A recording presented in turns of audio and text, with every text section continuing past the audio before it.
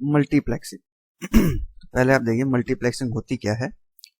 Multiplexing is a technique used to combine and send multiple data stream over a single medium या single channel. देखो कोई भी हमारा data होता है, डेटा तो बहुत सारे होते हैं लेकिन चैनल हमारा क्या होता है, वो तो एक ही होता है ना। तो मल्टीपल डेटा सिग्नल्स एक चैनल में कैसे सेंड किए जाएंगे, उसको हम लोग बोलते हैं मल्टीप्लेक्सिंग। तो ये technique use to combine and send multiple data streams over a single medium. The process of combining data stream is not as multiplexing. Combine करने को बोलते हैं multiplexing. And hardware used for multiplexing is called multiplexer. ठीक, तो process क्या है, अगर हम डेटा स्ट्रीम कंबाइन करेंगे दैट इज कॉल्ड मल्टीप्लेक्सिंग। जो हम लोग हार्डवेयर यूज करते हैं उसको बोलते हैं मल्टीप्लेक्सर। सेम इसका रिवर्स रिसीविंग एंड पे डीमल्टीप्लेक्सिंग और डीमल्टीप्लेक्सर, है ना। अब मल्टीप्लेक्सिंग टेक्निक कौन कौन सी होती हैं, दो बेसिक कैटेगरीज हैं। First one is frequency division multiplexing जिसको हम लोग बोलते हैं एफडीएम, और second is time division multiplexing जिसको हम लोग बोलते हैं टीडीएम। अब देखो ये होती क्या है।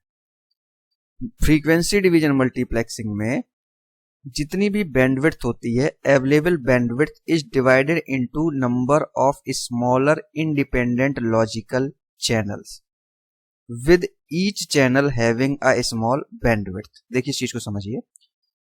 फ्रीक्वेंसी डिवीजन मल्टीप्लेक्सिंग में क्या होता है, ये हमारा एक चैनल है, ठीक, ये लॉजिकली डिवाइड किया जाता है। देखो दो चीजें होती हैं, एक होता है लॉजिकल और एक होता है फिजिकल। इनमें डिफरेंस समझिए। फिजिकल का मतलब है कि आपने एक्चुअल में किसी चीज को डिवाइड किया है। लॉजिकल का मतलब आपने फिजिकली मतलब एक्चुअली तो डिवाइड नहीं किया है बट वर्चुअली कह लीजिएगा, या सॉफ्टवेयर से हम लोगों ने उसको लॉजिकली डिवाइड कर रखा है। तो इस चैनल को हम लोग लॉजिकली डिवाइड कर देते हैं। फॉर एग्जाम्पल 10 यूजर हैं जो इस चैनल को यूज कर रहे हैं, तो हमने इसको क्या किया, 10 छोटे छोटे पार्ट्स में डिवाइड कर दिया, और हर एक चैनल के लिए, हर एक यूजर के लिए हमने डेडिकेटेड दे दी कि यूजर नंबर 1 यहाँ पर कम्युनिकेट करेगा, यूजर नंबर 2 यहाँ पर कम्युनिकेट करेगा, यूजर नंबर 3 यहाँ पे कम्युनिकेट करेगा, यूजर नंबर 4 यहाँ पर कम्युनिकेट करेगा। तो वही बोला गया है कि जितनी भी बैंडविड्थ हमारे पास होती है, smaller number of small independent logical channels, मतलब कोई भी दूसरा एक यूजर दूसरे यूजर के बीच में इंटरफियर नहीं करेगा, और सबको बैंडविड्थ दे दी।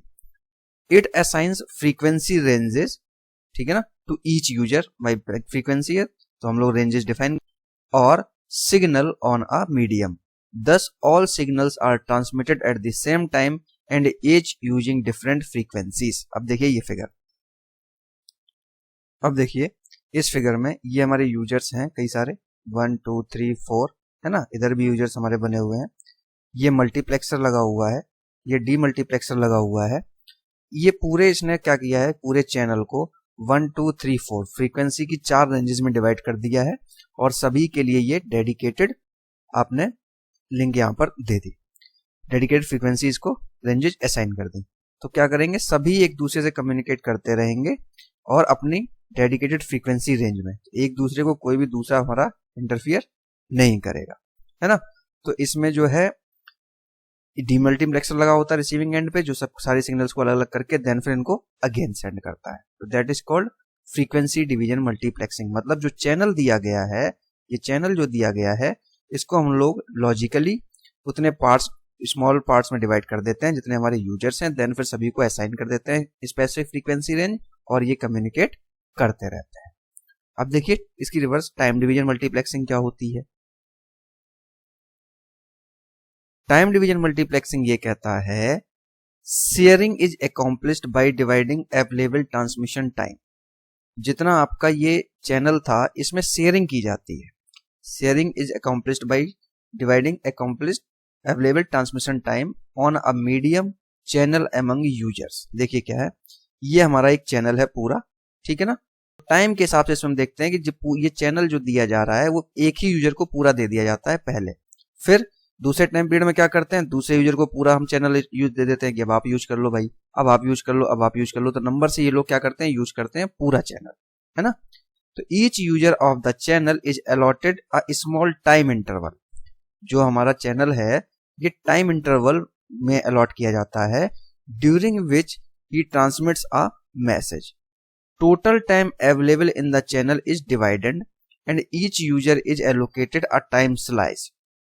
टाइम स्लाइस का मतलब जैसे ये हमारा पूरा चैनल है, ठीक, पहला यूजर 1 था जिसको हमने पूरा चैनल दे दिया और एक टाइम स्लाइस दे दिया कि आप इतनी देर तक पूरे चैनल को फुल यूज कर सकते हैं। यहाँ पर क्या होता है, डिवाइड नहीं होगा चैनल, पूरा चैनल एक यूजर को दिया जाएगा, बट टाइम डिफाइन होगा कि भाई इतने टाइम के लिए। जब वो टाइम खत्म हो जाएगा तो फिर दूसरे यूजर को दिया जाएगा कि भाई अब तुम यूज कर लो। इस तरीके से ये नंबर बाय नंबर यूज करते रहते हैं। In TDM user send message sequentially one after another, पहले 1 फिर 2 फिर 3 सीक्वेंशियली ये ट्रांसमिट करते रहते हैं। Each user can use the full channel bandwidth during the period he has control over the channel, मतलब जितने टाइम के लिए इसको चैनल दिया गया है वो पूरे चैनल की बैंडविड्थ को यूज करेगा जब तक, और वो चैनल के ऊपर पूरा कंट्रोल रखेगा। ये देखिए फिगर, मल्टीप्लेक्सर है, डी मल्टीप्लेक्सर यूजर्स हैं, तो इसमें मैंने देखिए इस तरीके से नंबर बनाइए, पहले फर्स्ट यूजर को सारा चैनल दिया गया, फिर दूसरे को दिया गया, फिर तीसरे को दिया गया, फिर चौथे को दिया गया, देन फिर अगेन 1 को दिया गया। तो इस तरीके से ये हमारा चलता रहता है। अब देखिए जब हम लोग एफडीएम यूज कर रहे थे वहां पर हमने क्या किया था कि चैनल को लॉजिकली डिवाइड कर दिया और 10 यूजर्स को डिवाइड दे दिया, और जब हम टीडीएम यूज कर रहे हैं तो क्या किया, पूरा चैनल हमने नंबर बाई नंबर हर एक यूजर को पूरा चैनल देते चले जाते हैं। तो अब देखिए हम ये नहीं कहेंगे कि एफडीएम बेस्ट है या टीडीएम बेस्ट है, बेस्ड ऑन आवर रिक्वायरमेंट हम एफडीएम को यूज कर सकते हैं, बेस्ड ऑन रिक्वायरमेंट हम टीडीएम को भी यूज कर सकते हैं। अब देखिए दोनों के अपने एडवांटेज हैं, दोनों के अपने डिसएडवांटेज है। अब एफडीएम में देखिए क्या होता है कि इसका पहले एडवांटेज देखिए, अगर यूजर सभी का सेपरेट चैनल है तो कोई भी एक यूजर दूसरे यूजर के ट्रांसमिशन में कोई भी आपका इंटरफियर नहीं करेगा, मतलब डेटा जो है पूरा आपका सिक्योर रहेगा, सिक्योरिटी पूरी रहेगी, है ना। अब इसमें ड्रॉबैक क्या है, इसका ड्रॉबैक ये है, फॉर एग्जाम्पल ये इसको मिला, ये यूजर 1 को मिला हुआ है, ये यूजर 2 को मिला हुआ है, तो क्या है, फॉर एग्जाम्पल यूजर 1 कुछ भी ट्रांसमिट नहीं कर रहा है और यूजर 2 को आपने जितना चैनल दे रखा है वो कम पड़ रहा है, तो क्या करेगा ये, कायदे से तो यूजर 1 खाली पड़ा हुआ है तो इसको एलोकेट हो जाना चाहिए, लेकिन यहाँ पर नहीं हो रहा है, यूजर 2 को ही हमारा इतने से ही काम चलाने लगे पड़ेगा, बेशक यूजर 1 की बैंडविड्थ ब्लैंक पड़ी रहे, है ना। अब टीडीएम में देखिए, टीडीएम में शेयरिंग होती है तो डेटा सिक्योर नहीं हो सकता, हम नहीं कह सकते कि डेटा हमारा सिक्योर है। दूसरी बात यहाँ पर क्या है कि आपने पूरा चैनल एक यूजर को दे दिया कुछ टाइम पीरियड के लिए, देन फिर यूजर 2 को ये आपका सर्कुलेट होता रहेगा। सपोज करिए यूजर 2 को डेटा सेंड ही नहीं करना है, लेकिन फिर भी आपने पूरा चैनल दिया हुआ है, क्यों, आपके एल्गो में डिफाइंड है, तो क्या होगा, उस टाइम पीरियड के लिए पूरा चैनल ब्लैंक बना रहेगा। लेकिन इसका एक एडवांटेज ये भी है कि आप जितना अमाउंट चाहें उतना डेटा ट्रांसफर करते रहिएगा।